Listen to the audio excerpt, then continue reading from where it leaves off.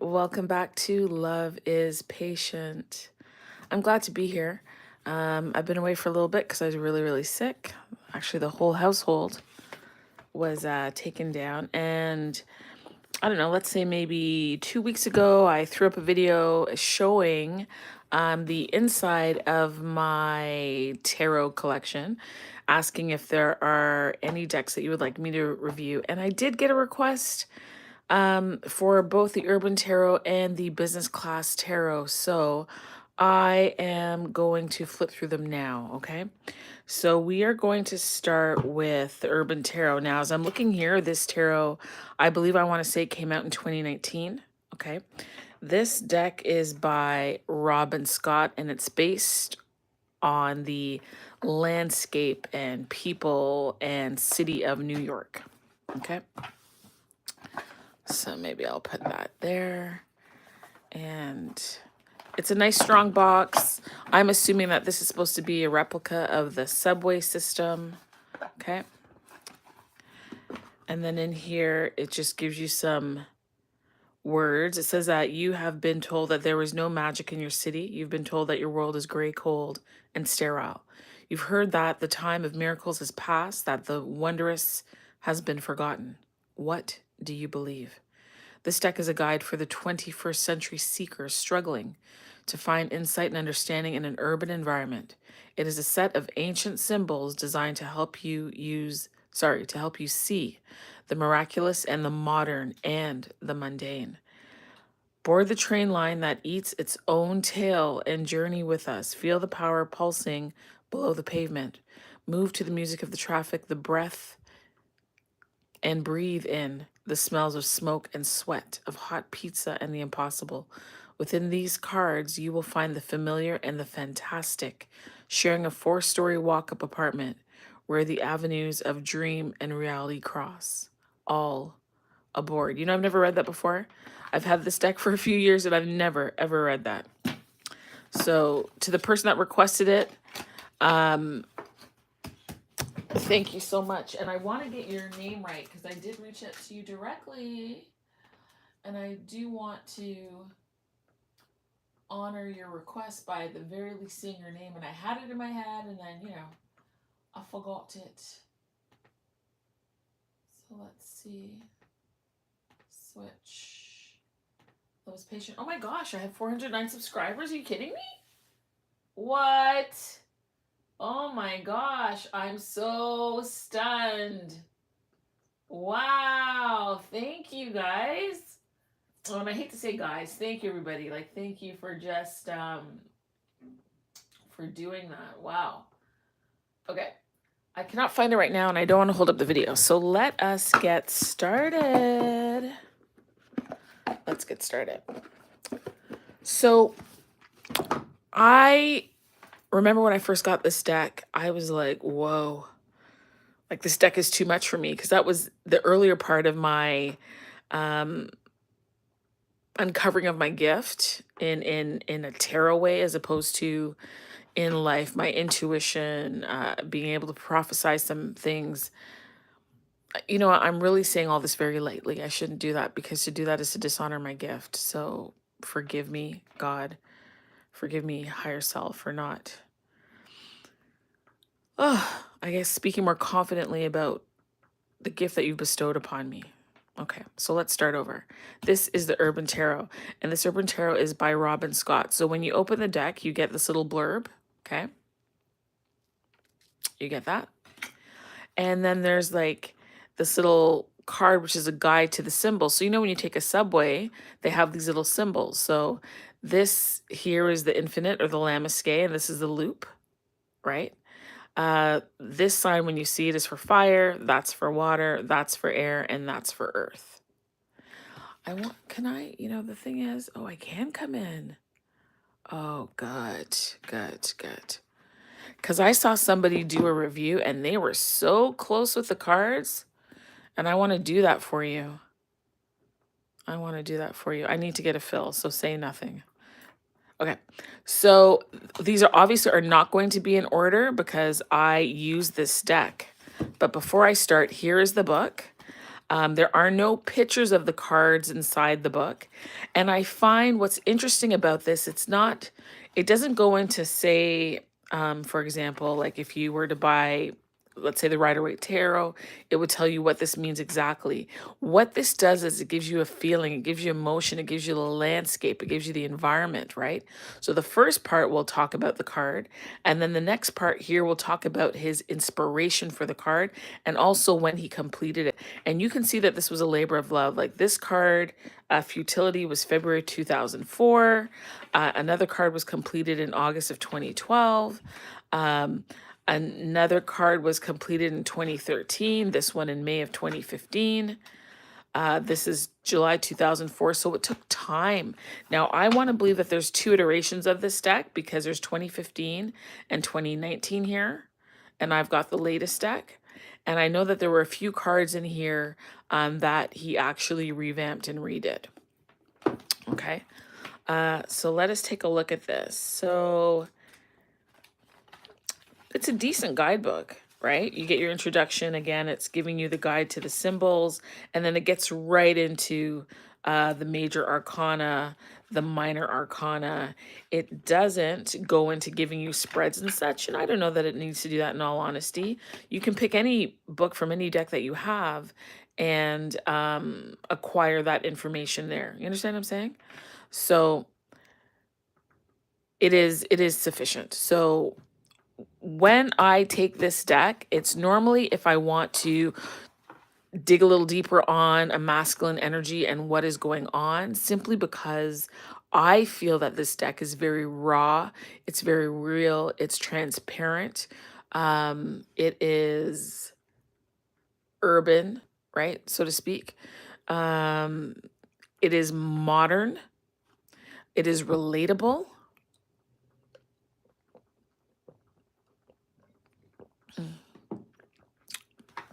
It is relatable. The imagery is great, conveys a lot. You can really pick up a lot. All right. And then sometimes you got to think about, like, how does this relate? And then you got to go to the book, right? So this is the first card.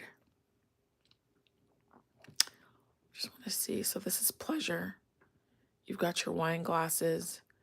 You've got a couple in an intimate embrace. Should I go? No. So that is pleasure.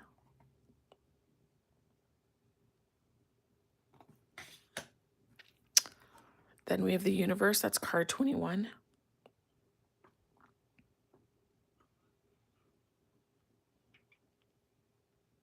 To me, it looks like they're walking upstairs. This is like a wreath. You know, normally you would see the wreath, a naked woman holding with secured by the four elements. But here there's that wreath. Okay. To me, that's the wreath of success. Then we have worry. Okay. Like this, this card, like you can feel the worry. Like he's, you know, when you're concerned about something and you're just like holding, like looking into your hands, like you're trying to make sense of something. Not only that, look at this card. In the middle of this card is the pentacle, and the pentacle is upside down. Normally, the upside down pentacle is reserved for card number 15, which is the devil, right? The history behind that is that you've given into sexual perversion, which is what has thrown the people off of the tower. It was not head, it's heels over head, meaning they're upside down, meaning their loins have taken over their common sense, right? So to have that here, there's worry here. This Five of Pentacles beautifully portrays that, especially with the pentacle in reverse. And just being in the doctor's office, I don't know about you, but I've had, I went through a cancer scare in 2017, took the doctors a long time to diagnose, finally culminated with a full, when I say full hysterectomy, I mean everything, to make sure that there was no chance of me getting any kind of cancer. So I I this card speaks to me like in a very deep, very profound, very realistic way. And that's what I mean, like the imagery. And then when you actually step into the card, because that's how I read, sometimes depending on it, I step into the card. I embody it. I feel it. To be in the doctor's office, the doctor's very, um, clinical about this in their coat. And this guy, I'm going to assume practically naked in his gown, self-exposed, right? Receiving this information, and there's worry, there's financial worry, there's relationship worry, there's worry about stability. This news has turned their world upside down. I'm not going to keep going because it's going to be a forever uh, review, but you know, can I just tell you this chariot card? This has been the theme for me, chariot. I don't know if you're familiar with Toronto, but there's a place in Toronto called Kensington Market. And I love to go to Kensington Market because I've been going there honestly since like 1997. And they have a place called Jumbo Empanadas. It's Chilean. And so you can get like chicken and beef empanadas, veggie empanada. But my favorite is the mozzarella cheese empanada with the salsa. So as I was there this past summer, I was taking my son to a program, and there was this girl who was set up on the side of the sidewalk. So if you ever go there, there's a pink car on Augusta on the left side of the road, and it's not a car that works. They have plants in it, like it's a decoration.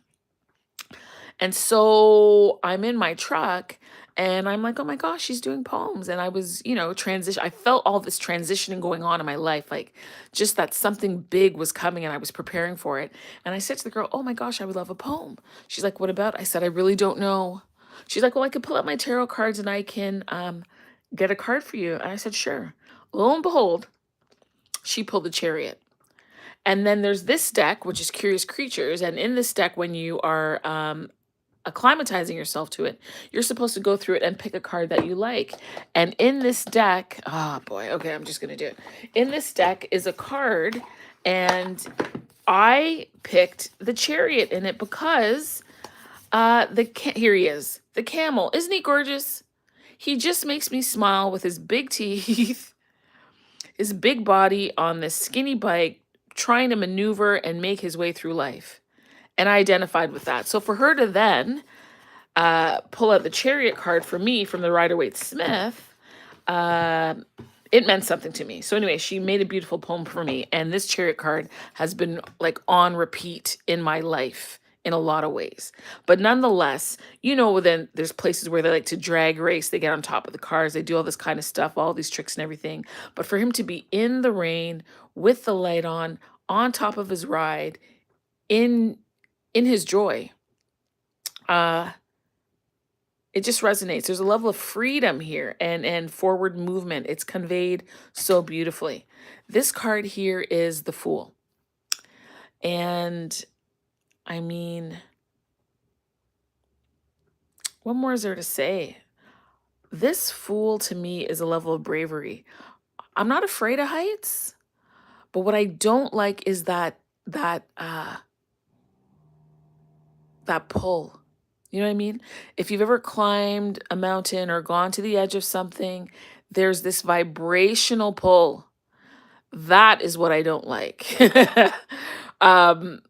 Because yeah, I don't know about you, but to me it's real. Like I've felt this pull, like, and I'm not, I don't have any designs to like end early, but there's this thing that pulls you close. And that's why I don't like to go to the edge of anything, because I am a little bit adventurous. I am sometimes too curious, and I don't ever want to be tempted in that way. So there you go.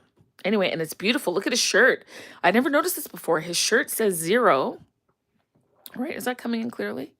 The shirt is 0, and it plays so nicely. Like there's nothing, like there's openness. It's like there's nothing and everything at once, if that makes any sense. That's how I feel. Okay, this is the card of completion, right?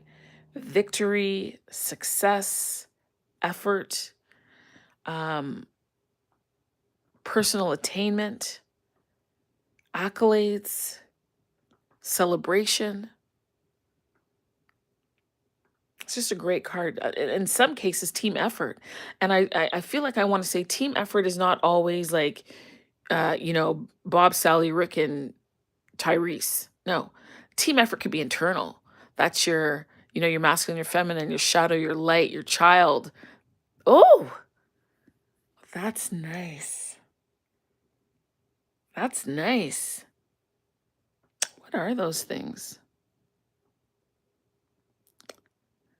I don't know. Oh, well, I guess it's wands. So these are supposed to be like 4 wands, but anyway, whatever. That's what it is. And then we have the Ace of Wands here. Now, this is the Statue of Liberty holding that, right? Did you know? I didn't know this. But from time to time, I like to do research on my own culture. And that the idea of the Statue of Liberty was a beacon created by African Americans. It's morphed into other stuff, but it was initially something that they came up with. And they wanted the statue that they actually put the money together to help get it built. I had no clue. Let's go a little further. Did you know that Central Park used to be, before it was Central Park as you know it now, was like inhibited by Black people? Like they lived there. That was their home. And then it was taken over and they were essentially like bulldozed out. Like, that's crazy. Anyway, let's keep going. Ooh, satiety. I love these colors. You know what this reminds me of though? Like I know this is supposed to, or at least I'm interpreting this as, gay pride or the gay parade because there's somebody here with a flag. But this reminds me of way, way, way, way, way back in the day in Toronto.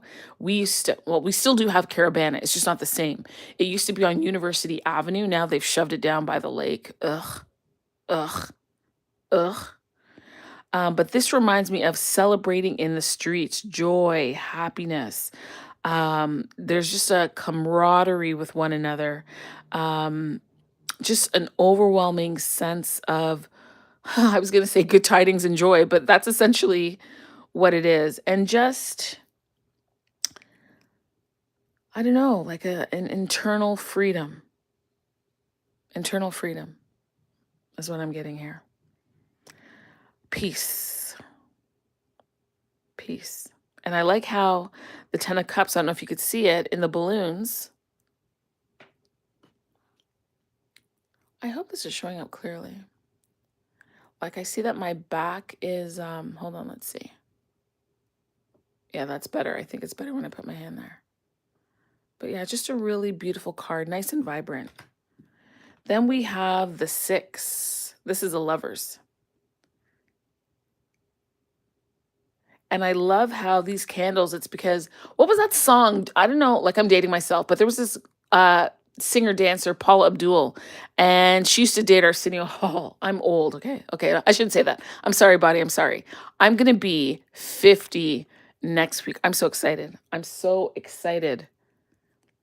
Let me tell you, if I ever put a picture up, I don't look a day over 33, and I feel eternally 17, I tell you. So this one here, it's about lovers, okay? Intimacy, connection. And what you'll see, here it is. And whenever I see this card, I think of this, right? Like, it just makes sense. Because if you notice, the major arcana is supposed to, for lack of a better word, bleed out into the other cards. So it makes sense that this 6 is the major arcana, and yet this pleasure card here flows from it. You see? Then we have science. Some people say the caduceus, others say the caduceus. But this is the science card. Now, this is the 6 of Swords. 6 of Swords. And by the way, I should mention that this is, I think you say it Thoth. This is based on Thoth. So the 6 of Swords, which would be in traditional tarot about moving to calmer waters, a sense of transition. In this deck, let's take a look. Let me put that there so you can see. Hold on. In this deck, because it is Thoth based, I'm not sure if you say Thoth or Thoth. But it says that the Six of Swords, the cold logic of air has finally come to perfect harmony with the world around it. We acknowledge that we're flawed beings prone to weakness and misunderstandings. Through rigorous application of the scientific method, we account for the fallibility of the individual and together seek a greater understanding. If we are to add to a great canon of human knowledge, if our discoveries are to benefit all, we must first have the humility to remove ourselves from the equation. This card stands for the triumph of the intellect over ignorance, the power of the rational mind to create a better world. Do not forget, however, that we have sacrificed that in triumph. See, if you were to read traditional tarot weight, you're not going to get that kind of definition. You're not going to get that at all, right? So sometimes, as much as we are reading, be it intuitively or for those that want to stick to the book, there is a time that you have to go back and look because each artist, each deck creator has a vision. Doesn't mean you have to stay to it, but there are sometimes nuggets and pieces and insight that you could be missing if you don't, kind of refer to the text or get a broader definition, a deeper understanding. And what's interesting here again, I just showed a while ago where is it, the card? The Five of Pentacles with this guy, right? And what's interesting, if you look behind here, you can see the shape of a man's body, like his torso. This is his head. These are the arms here. This is like the pelvic region and the legs, right? This also speaks to me in a way, if you want, when we're talking about science. What's it called again? Kundalini, right? Because it starts from your base and then it's supposed to work its way up. Okay. This card here is the Hermit. It looks to me like this person, it looks like they are on, I want to say like, the ledge of the subway track. So I went to New York once, many, like, oh geez, decades ago, literally when I was a kid. And it's the same way here in Toronto. Mind you, I haven't been on the TTC for a very long time, but you would have the subway tracks, and then there's this like railing here, not railing, like a rubber mat, if you will. Like you're not to pass that part, you're not to cross that part. But this Hermit, and it would seem to me, I feel like this is a horse. Is that a horse? It's a horse of some type, some kind of animal. But I also feel like this person is not inside the train. They're not inside the train. You can't be inside the train and have your foot here like that. Oh, it's better if I hold the card like that. You're getting better light instead of me doing that. Good. I'll do that from now on. Okay, this one here is Justice. When I see this card, it says so much. You see the scales of justice at the back. You see a police officer holding the justice card. Justice is supposed to be blind. Life experience shows us that justice is actually not blind. It is certainly not colorblind. And good or bad, right or wrong, there are certain prejudices that institutions have that affect the way in which they interact, treat, handle, plan around. So it's interesting that they have a police officer holding a sword. I'm going to call it the sword of truth in front of the scales of justice, because we know these two things do not always go in hand. And then here is the oppression card. Isn't that something? This oppression card.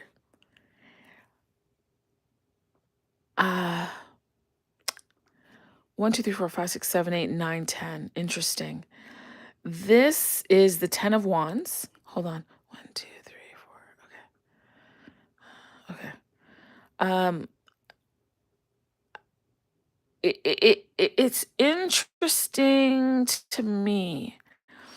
Not probably going to be the nicest thing to say, but it's an honest thing to say. Like, really is a person of color, and they've got like 8 lashes on their back. They've got 8 wands on their back, plus another 2. I don't know what the significance of the 2 are, but I don't want to go like super deep and have you here forever. Okay. So we've got victory here, 4 of wands, makes sense, track and field. It looks to me, I believe there's something called the New York Marathon. That's what I want to say.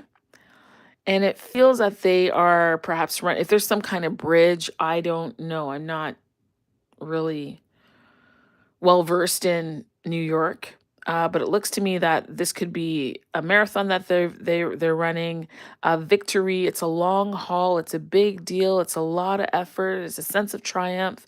Um, and the triumph is against oneself, right?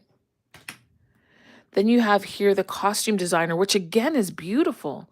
Like whoever asked me to do this deck and really go in depth, I appreciate that because I don't always get the opportunity to do that. And me doing these deck reviews is also for me to actually stop and smell my decks in a way. You know what I mean? Like stop and smell the roses and appreciate the artwork. This here is beautiful as a costume designer. This is the Princess of Cups because, there's Broadway in New York, all the big beautiful shows in New York, just it makes sense. And to like theater is passion. That's what I think. I think passion. I think eclectic. I think creativity. I think in some ways vulnerability and also a big show and a big time and a great time and creativity at its best. So that's really nice that they actually made this. And if you look up here, there's a ballerina and she's somewhat mimicking that. Like this is her craft. That's the ballerina's craft, her body. And then the craft of the costume designer is the bodies of the people that she's suiting up. Oh, this one is peace. It's a Two of Swords. I don't know what that is. Like, is it a fence? They've broken through a fence. They've broken through defenses. Get it? Fence, defenses. Peace. This is the Magi, which is the magician, which is so interesting.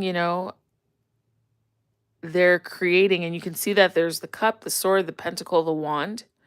And so when you're creating music, you take all those things. You take the treble, you take the bass, you take the flat notes, you take everything, and you see what it is you can create. This person is a composer. That's what I'm getting anyway, being in front of a piano, that they're a composer.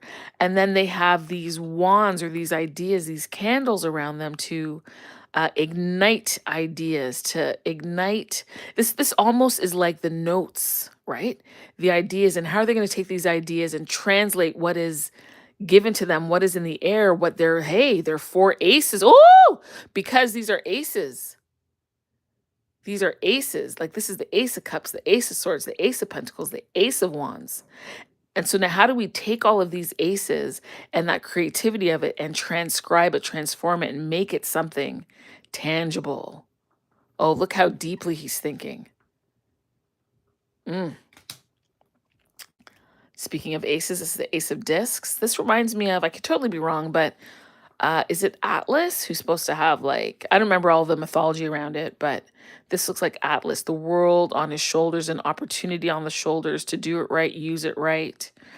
There's a level of strength that comes with it. What is it? To whom, what is it? To whom great something is given, much is required. I can't remember what it is, but you know what I'm saying. Public defender. This is the Queen of Wands. I actually like that. I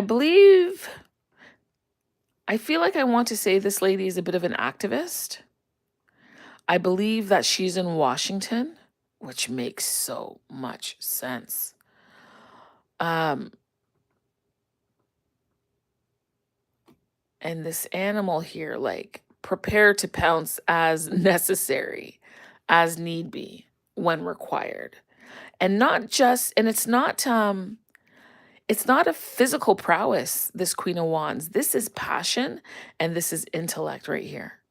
That's what that is. Because she's got a briefcase down there in case you don't see it. This is knowledge and wisdom at play. This is understanding how to navigate these waters. These waters with these... I'm not trying to be political, but I just heard like Washington sharks. What I'm saying is that you just have to know how to maneuver in a specific area, but she is stately, she is queenly, she understands, she knows how to handle herself. This high priestess, I tell you, sometimes this card, um, ooh, let me take a sip.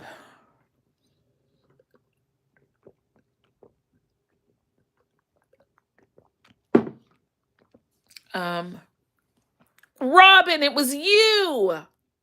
I'm so sorry. I was trying to remember in the beginning, and I looked it up, and then I went to get the cards, and by the time I came back, um, my mind is a little bit of a sieve when I'm sick. Thank you, Robin. Thank you. Thank you.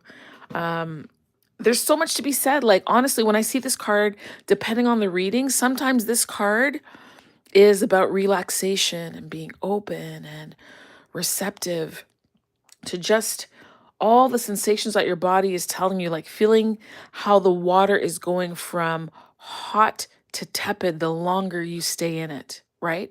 How your skin that once went in desiring to be quenched by the water is now wrinkly, because you've been in there too long. But there are other times, depending on the reading, I don't want to say it, but it gives a different connotation, a different feeling. It's almost ominous, right? So I have a love-hate relationship with this card. I love what it can signify and mean, and there's times when I don't like what it's saying to me at all. Okay, this one here is truce. So, truce is truce. Four of Swords, healing, respite, pause, reflection, bearing the hatchet. Why do I feel, I could be totally wrong? Why do I feel like this is like, I don't know, I feel like this is the UN or the World Health Org. I gotta look it up.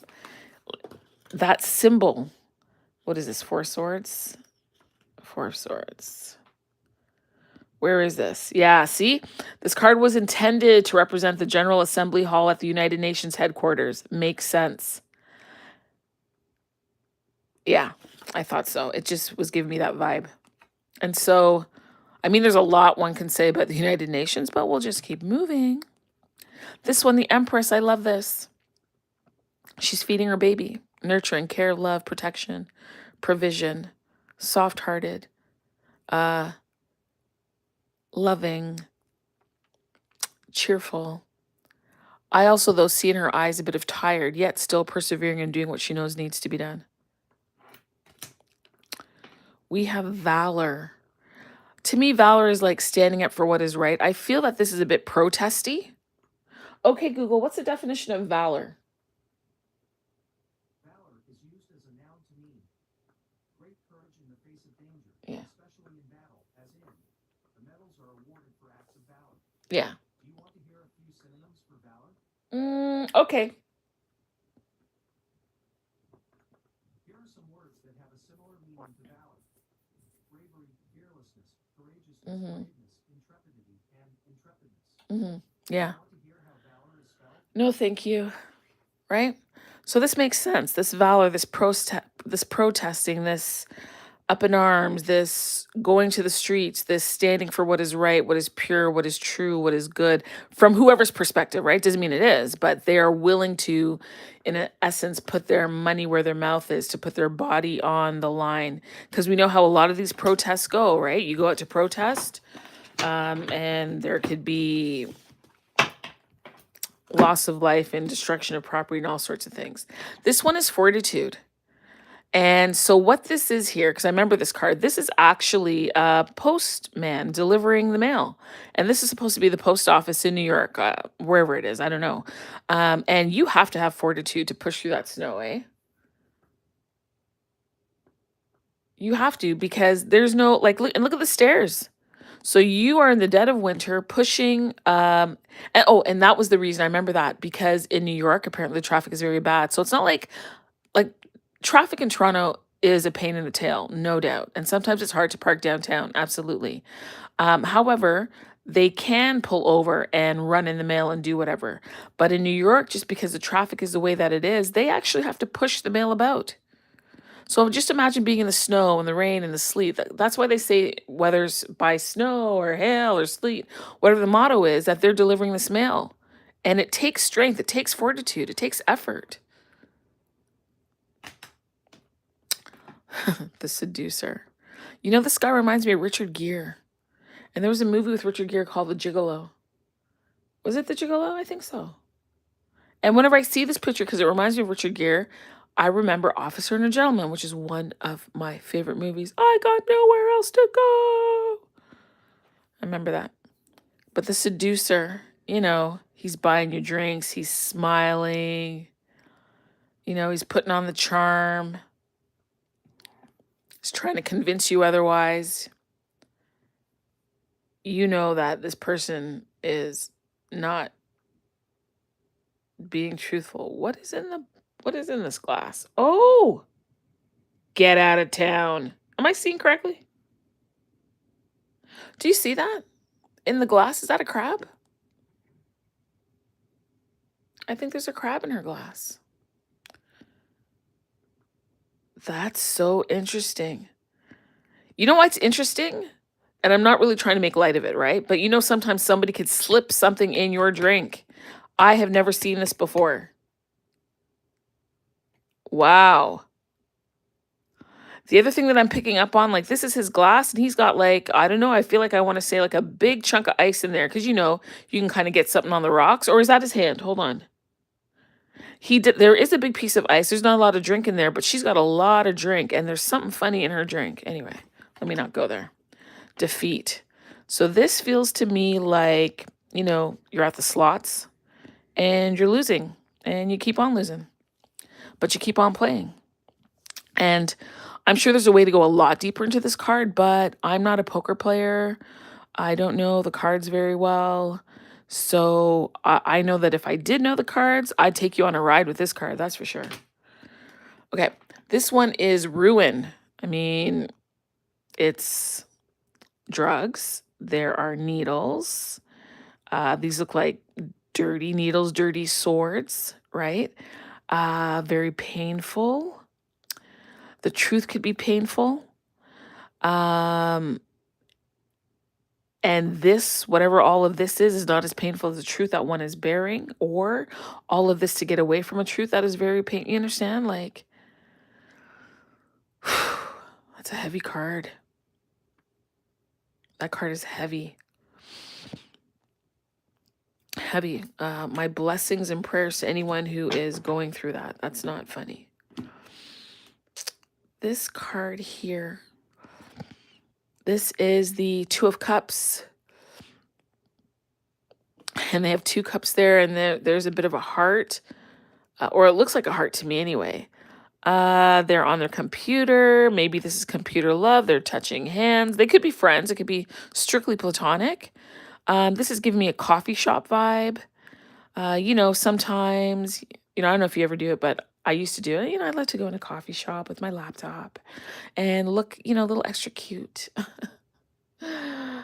And not really get my work done because I was like surfing and drinking my coffee and my bacon Gouda from Starbucks, which is the best. Love that sandwich. Okay, Princess of Swords. So what is she doing? I feel like she would go with valor. Remember I showed you the card with everyone like their protest signs? Because she's an activist, Princess of Swords. She has the truth.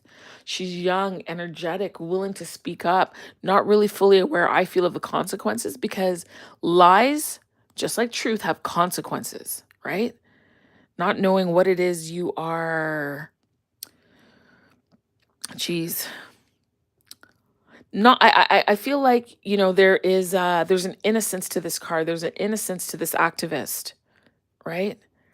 That as you grow older in the tooth and as you get longer, right now things seem probably very black and white to them. But as you get older, you realize there's a whole lot of gray, a whole lot of gray.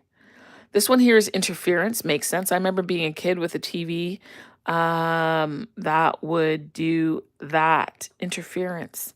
Interesting. Like they've got these two swords, kind of like the stand to hold the TV, if that makes any sense. And then you've just got, mixed signals, crossed signals. Excuse me. Excuse me. Um, this is crossed signals, crossed wires. Up here are some rabbit ears because that's supposed to be the antenna there, right? Signal can't get through. That is a beautiful way to depict interference. And as a matter of fact, I was saying that these swords look like stands, but as I look closer, there's wood behind there. So I want to say that this TV is sitting on a wooden stand. Yet there are all these wires, all these entanglements, misinterpretation, uh, I don't know, false news, you know. This one is power. I feel like this is Times Square. Could be totally making it up, but I'm getting that Times Square feeling, that, you know, New Year's Eve ball drop feeling. But this power is also success. What does that say at the side? I don't know what that is. But there's some kind of writing there. Right? This is another card I don't enjoy. Sorrow. Sorrow to me, when this card comes out with the High Priestess in the tub, mm-mm. Not. And because this is sorrow, this is a Three of Swords, and then you've got blood in the tub. It feels to me when I see this, oh, whoa. Oh, no. I was going to say that this could be the curtain that fell down, but look, there's a razor here. There's a razor right there. Right here. Oh.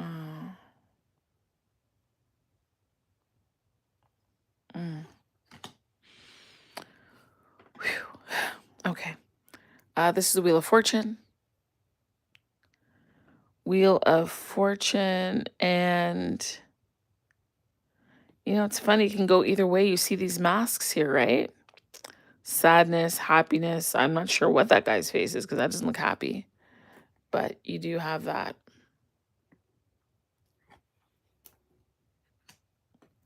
Then there's the rock star. Sex, drugs, and rock and roll.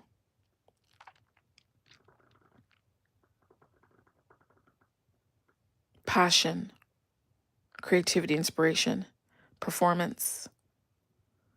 All eyes on you/him, this person. Star of the party. There's the Emperor in the midst of a storm.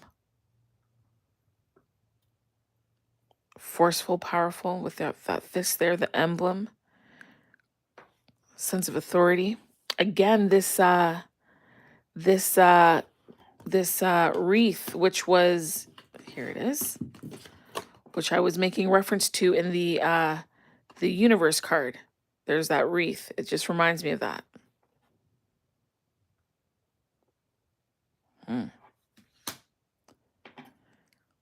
And I feel like, I don't know if you've ever watched, what is it called? Olivia Pope. It's not called Olivia Pope, Scandal. And her dad, he'd be like, I am the hell and the high water.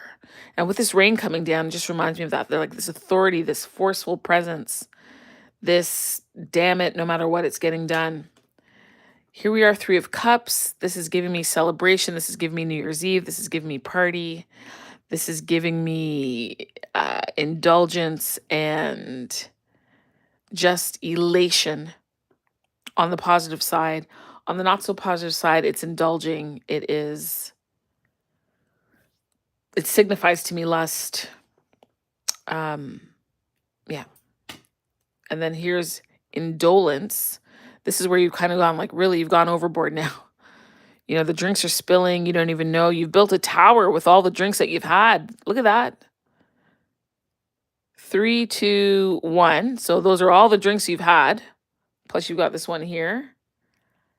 And then you've got the one drink upright that's left to go.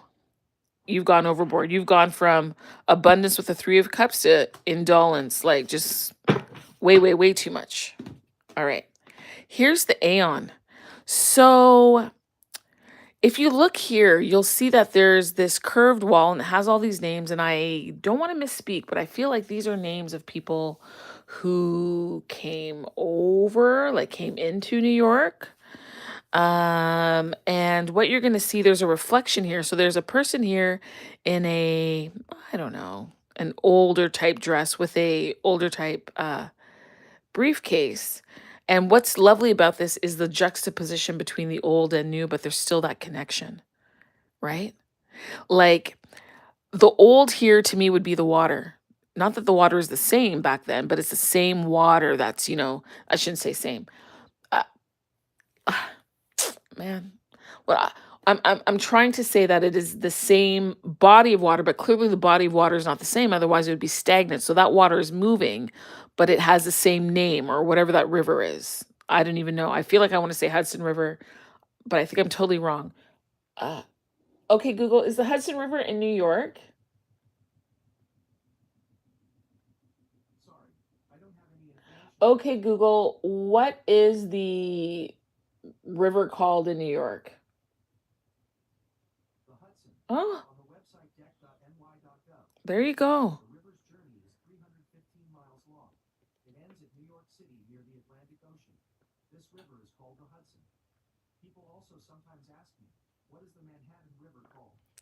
Do you want to hear the answer? Yes. On the website Britannica.com, say, East River, navigable tidal strait linking upper New York Bay with Long Island Sound, New York City, U.S. It separates Manhattan Island from Brooklyn and Queens. Okay, so this could be called the Manhattan River or Hudson River. So there you go. But what I was trying to say with this, because this is number 20 card, 20 is judgment, right? This card to me is a melding or a acknowledgement of old and new. So the old would have been this lady in this dress with the water, because this Hudson water, this Manhattan River, whatever, has been there from time.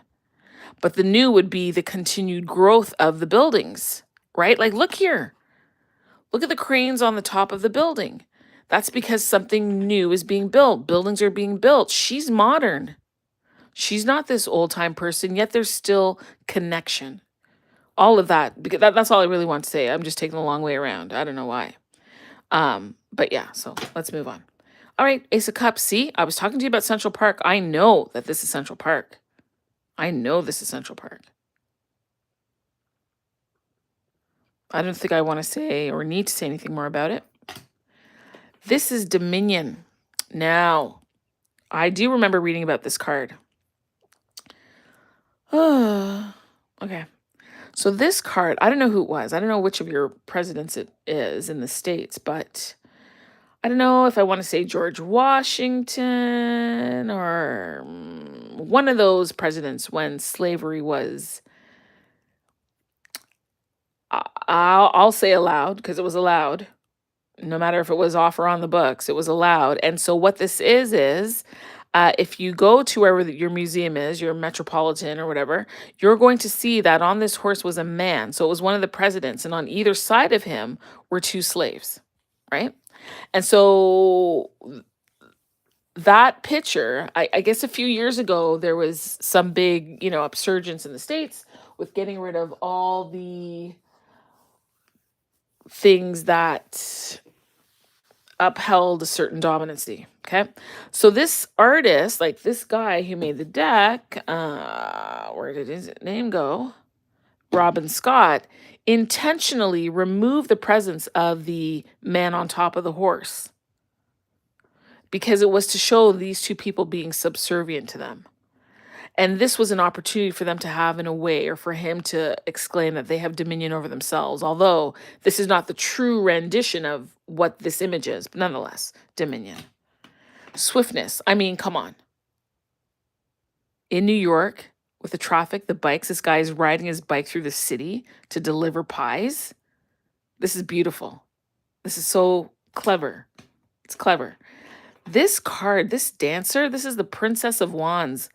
It disturbs me when I see this card. I don't know if it is the angle, like, look, if it's the angle of the face. That's bugging me. The hard angles. I don't know what it is. It's like she's at a burlesque show. She's a performer. That's fine. She has oh, that's really cool. I never noticed that before. I never noticed that before.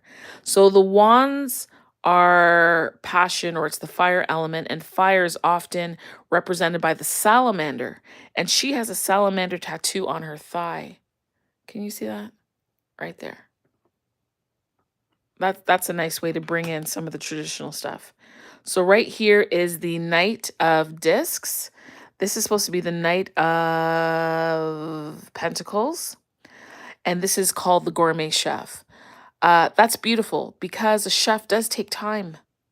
Now, it said somewhere, if I remember correctly, there was a horse somewhere. I think the horse is like, was it on the pocket or something?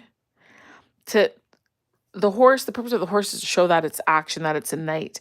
But this Knight of Dis, this Knight of Pentacles, taking your time in the kitchen, making sure that this gourmet meal is perfect, the presentation, the flavor, whether you want it rare, medium rare, well done, whatever, the garnishing, right? There's so much thought that goes into it. Think about it. You have to plan the menu, and then you have to know when to order it because certain foods are seasonal.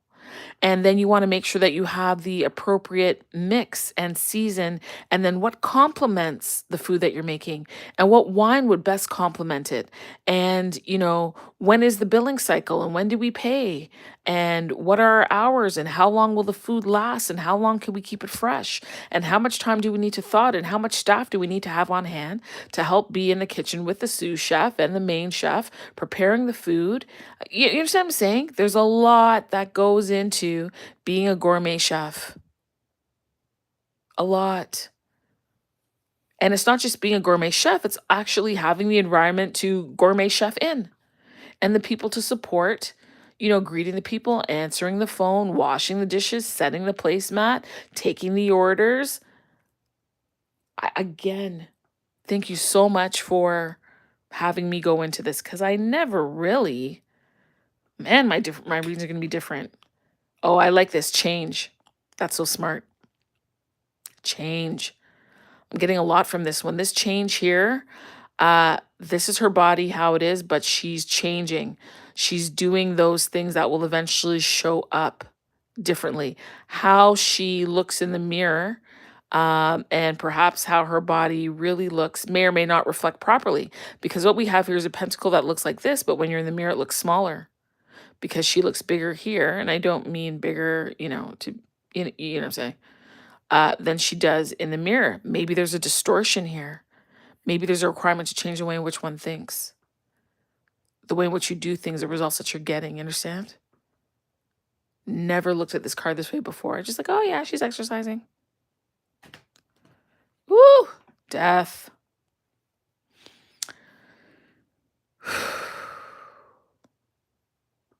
hmm.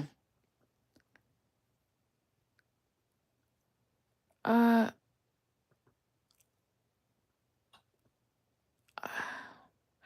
I'm just thinking about the Five of Pentacles where the guy was sitting in the chair holding his hands, and now here he is on the table. You know? What is that on the wall? These things here on the wall, they look like they could be spiders. There's something crawling on the wall. Ugh.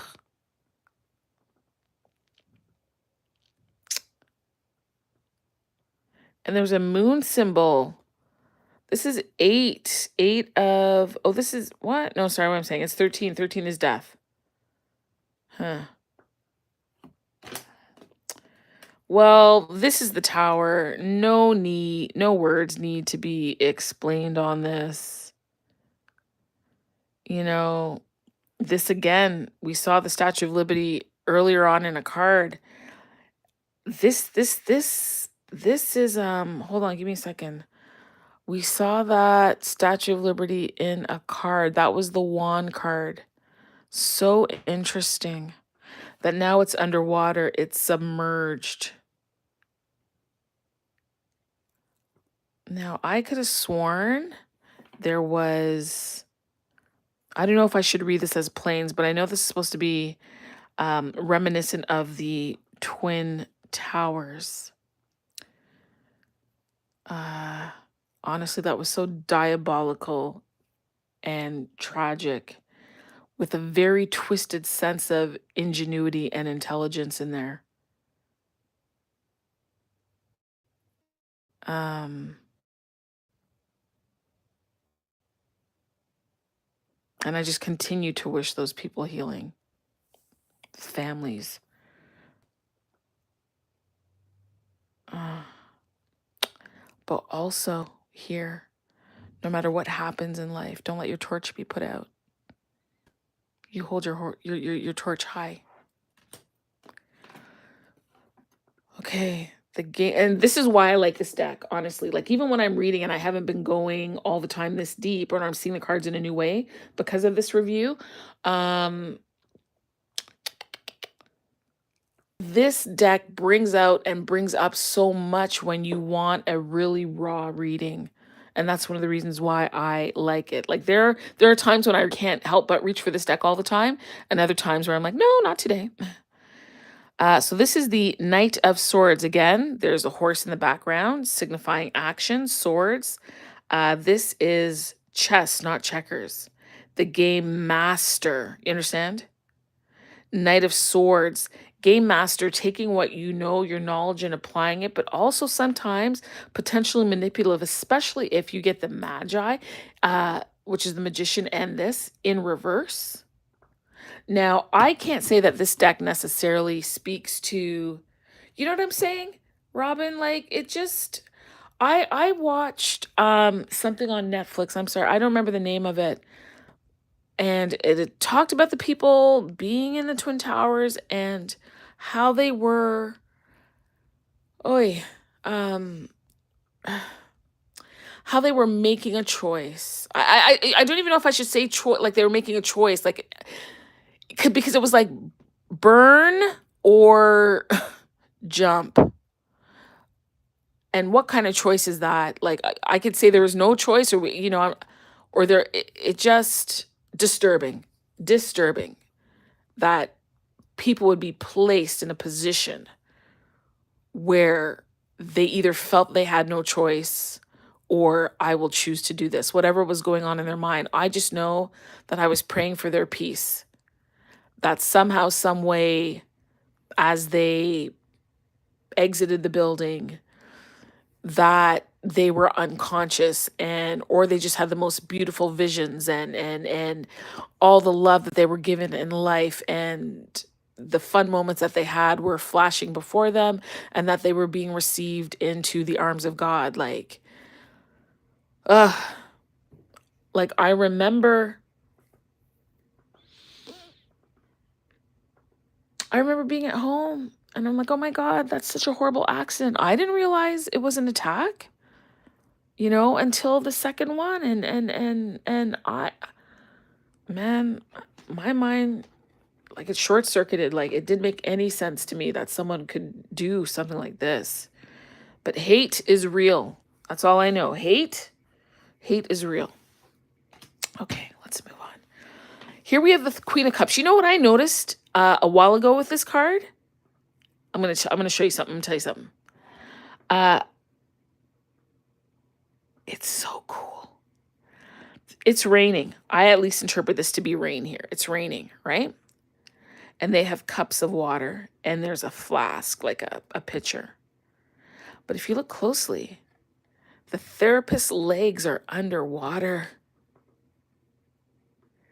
Like, the fish are floating around in the office by this man's foot. I'm assuming this guy's lying down on the couch, the proverbial couch. She's sitting there at the table. She's got her pen, her notebook, and she is up to her knees in this man's emotions. Like, so crazy. Like, this guy is pouring out. So, look. I don't know. I don't know if I want to say that's like a shark there. But over here you've got, what are they called again? They're Japanese fish. You know what I'm trying to say? Koi, koi. You got koi fish over here, which is supposed to be abundance and happiness and whatever. And then it looks to me like these are a couple of sharks over here. Crazy, crazy card. All right. We got strife here. So it makes sense. You know, the Red Sox against, I don't know. I think there's like two teams. Is it no? Like she's the Boston Red Sox. Or maybe the New York whatever's. Again, I'm no sports person. But you know, there's conflict. It's on some level friendly rivalry, but you want to win. So I think that's a great depiction. Here's virtue, of course, for the firefighters in New York, without a doubt. Without a doubt. Without a doubt. You know, I don't even want to make the correlation, but I do get hit with images in my head. So just imagine this firefighter is climbing up this building if you could superimpose on it. You understand what I'm saying? This virtue is coming in to help not let the Statue of Liberty's light, like the light, the energy, the people of New York, to not let it out, to climb up and save and help. Man, look, let's move on. Okay. Wealth. This is why, like, when I do readings, I do get tired because I do go all in.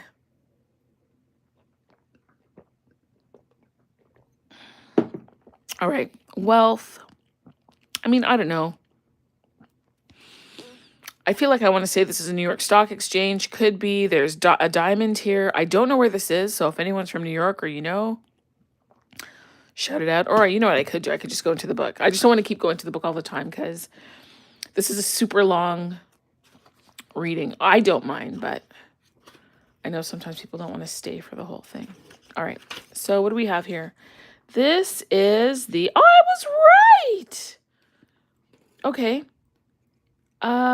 This is... He said, for this card, I tried to compose a semi-cubist sort of walk through New York's Diamond Exchange. Okay. I said Stock Exchange, but it's a Diamond Exchange. There's a 1-block stretch on 47th Street, Manhattan, that is like the bazaar... a bazaar of another time. It's a strange experience to pass through. There are 4 giant lighted pylons that border the district and declare clearly that there is only one business on this block. And you're only there because you're either looking to buy or sell diamonds. Wow, I didn't know that. Cool. Okay. Then there's strength, right? That's interesting.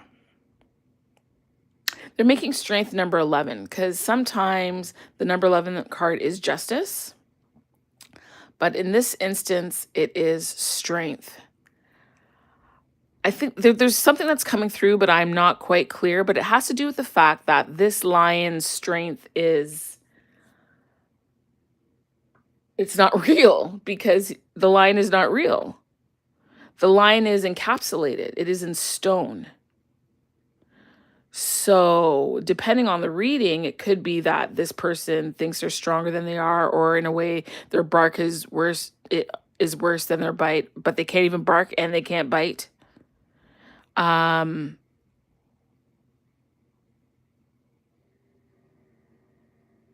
also hearing that this woman could be seeing in the lion a courage that resides in her, but she's allowed it to lie dormant and to freeze on some level.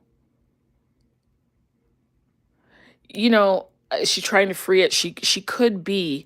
You know, it's interesting how we have this connection with objects that might seem inanimate or frozen, or, you know, like I might want to have, you know, I could...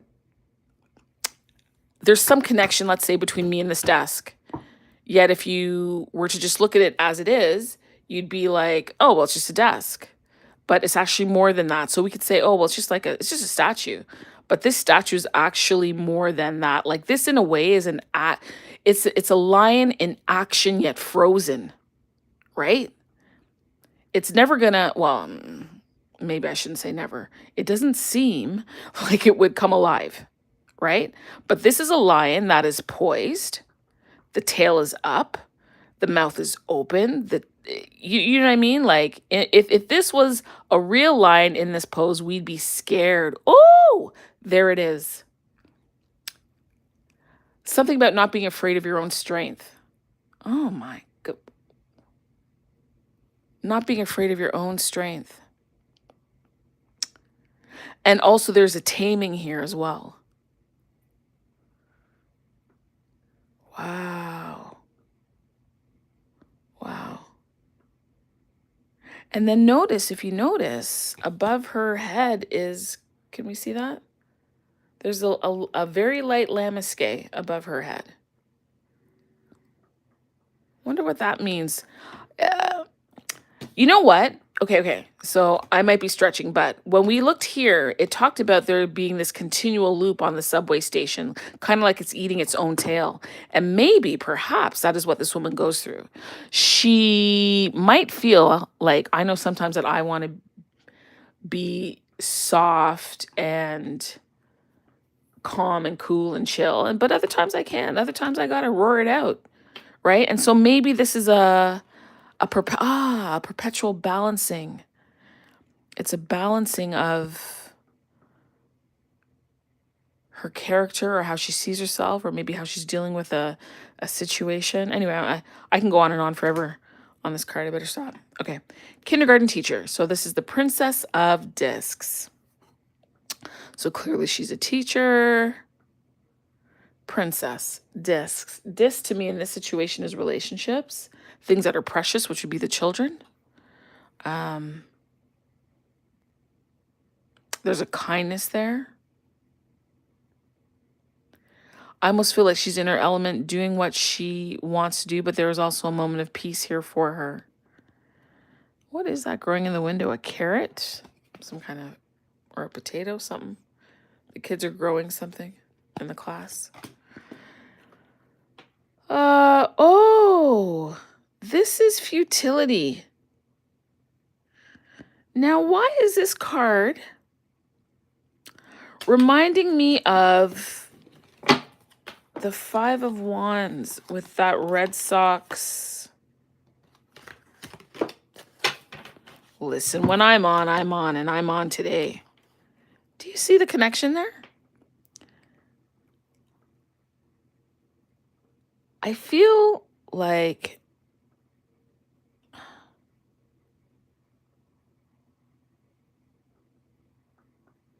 this is the stand. This is a stand for something, right? Like a stadium. Like whatever. Over here, we call it the Rogers Center. We've got the Rogers Center over here. So it's a big dome where they do sports.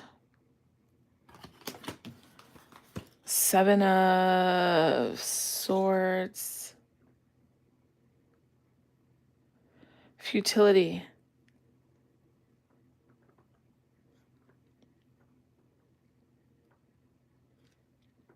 It says it was complete in 2004.